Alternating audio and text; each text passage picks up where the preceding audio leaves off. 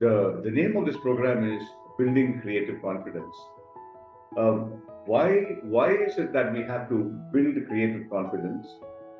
Is because when in a room full of people, when you ask people who is creative, most of us will point out to someone else who is creative, our sister, brother, friend, and all that. We don't believe in our own creativity.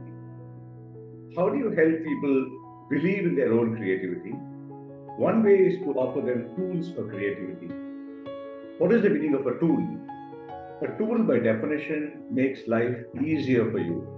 We are surrounded by tools. We have tools for walking, we have tools for communication, we have tools for watching movies, we have tools for writing, we have tools for listening, we have tools for everything. So if we have tools for everything and if tools make it easier for us to do something, then the question is, why not tools for thinking and for ideating and for problem definition and for prototyping and for implementation? Because this is what creativity really is. So the use of tools is what you will learn in this program.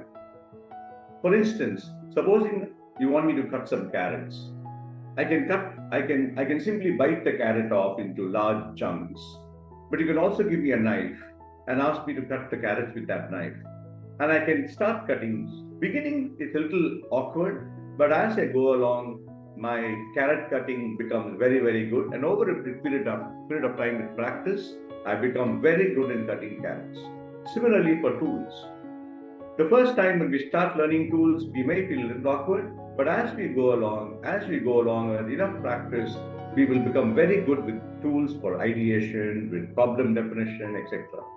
And with that practice, our creative confidence will increase, which is why building creative confidence with tools is a very good idea in order to enhance our creativity.